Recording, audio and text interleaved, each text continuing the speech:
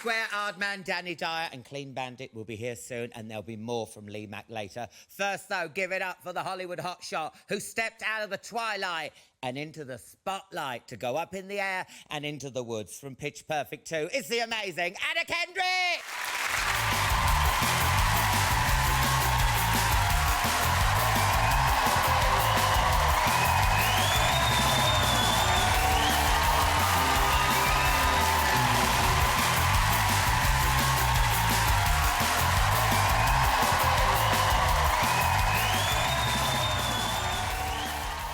Now, what can I get you to drink? Oh, I can't. I love the show, and I've been waiting for you to offer me a drink for so long. I'm so excited to be here and be getting a drink from the Globe. You have no idea. Oh, my God, that's amazing. And also, after this, you're filming the One show, so you need a drink, because that show is random. It is. I really love British TV, but the One show I didn't know, so I did a little bit of research this afternoon. I watched yesterday's episode, and they were doing these odd segues from, like, we're here with our friend Matt LeBlanc, and then they would somehow segue into a piece about the mating rituals of certain snakes, and it was impressive. Oh, they just move, don't they? They don't even go. Yeah. That's weird. They just go. And now it's the snakes. Yeah. Yeah. I ended up milking a wooden cow. Dressed when you as a went milkmaid. On the One show? Yeah. They asked me if I'd ever handled a bird of prey, been to a plague village, and what my favourite pencil was. Oh, this is going to be great. It was great telly. Okay, great. All right. I'm terrified, but this is going to be great. I know. It's just weird. If this is a sponsor or something, I don't want to say anything negative. I always like a nice glass of Kegelvik whenever I'm interviewing my guests. Here, you've picked a great week to come over. I know. You've got a new princess. I know, there's lots of fanfare for the royal baby. We were driving by the palace and there was all this sort of fanfare. And I was like, you know the baby doesn't know. I know. The baby doesn't know you're doing all this. It's a baby. Well, do you see the front of the newspapers? What we've learnt about the royal baby. It's a baby. That's what we learned. I know. If you're interested in Kate and Will, fair enough. You know, Yeah. they're full-grown adults. They might be out and about and doing interesting things.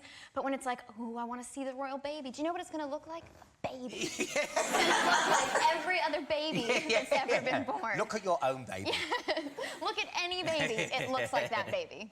Now, a lot of stars like George Clooney and that Amal woman have houses over here. Yeah. And lots of American Hollywood stars have houses over here. I don't have a house here. When we were making Into the Woods, I had a little flat, and I felt very spoiled, and it was really nice. And there was actually one scene that we filmed at Dover Castle. The whole cast kind of went out to Dover, and we stayed at this, Disney found this bed and breakfast for us to stay in, and I got in late, and the owner had to let me in. And sometimes, in my defense, before I tell this story, sometimes Brits do this thing where they put on other British accents, which are not their own. And it's sort of cute, and we're doing a bit, and it's all in good fun. And the guy who owned the bed and breakfast opened the door, and he said, "Darling, come in, you must be exhausted." And I said, "Oh, can you help me with my bag? Give me a ride." And he continued to use that accent and was not doing a bit at all, so I had to continue to use the accent and slowly phase it out. Oh, no. And I thought, oh, this man is going to murder me because he knows that I've been making fun of him, and he's clearly drunk. And then I was back in the UK, and I was watching television, and the owner of the bed and breakfast are on TV because it's Dom and Steph from Gogglebox. Wow! That's amazing! Yeah, that's them. Oh, my God! Yeah, that man answered the door, and I swear I thought he was joking. Yeah. And now they're famous. Yeah, oh, my God. So good for them. Just get posh and drunk, and you can do anything in this country. My God. And be careful of that sausage dog, you know, because that runs everywhere. That might not have been a chocolate on your pillow.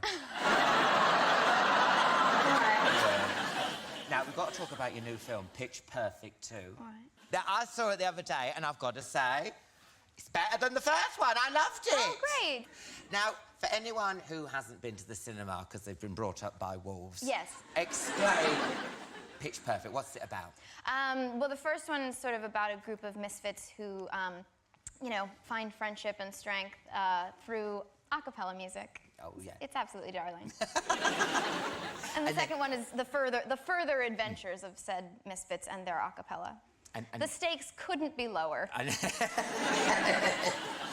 Now, we don't have a cappella over here. Is it that big in America? It's not as big as we make it in the film. You know, it's a heightened reality. Because the thing is, us Brits, there's only 2 occasions where we actually sing. It's school trips and when we're coming back from the pub. We're sort of like walking down the street and something comes in your head like, do you know what? All these people sleeping would like to hear me sing. Bon Jovi's living on a prayer. I think they'd really like it. But what a start, though. Rebel Wilson flashes her tuppence to the Obamas. Yes. Now, what I couldn't get my head round, there is actual footage of them on the show going like this, and Rebel's like, and they're going...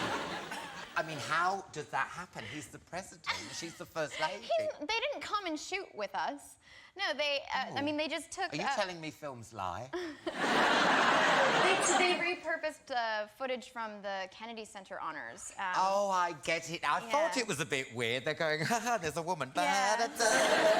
Well, it's actually from the year that I was at the Kennedy Center honors, so it's possible that they are watching me perform, but with significantly less glitter in my hair. It's very different. Now, listen, I don't want to get all militant feminist on your but how nice is it to see a film where sisters are doing it for themselves? It is nice. Isn't It's it? nice.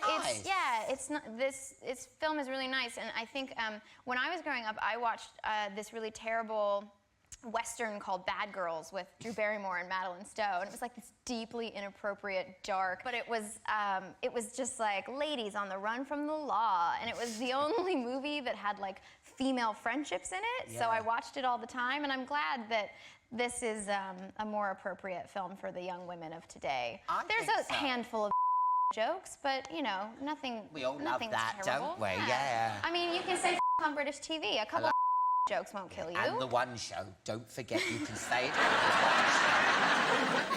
Please. Now, you're not just a triple threat. You're a quadruple threat. You act, dance, sing. You're huge on Twitter. Ah, that counts as a threat? Good for me. Oh, my God, yeah. Now, the thing is, your tweets are very funny, but you do realise people can actually read them. Some of them... What was that one about Ryan Gosling's film? I mean, it was just a joke. I mean, we've got it here. Never going to a Ryan Gosling movie in a minute.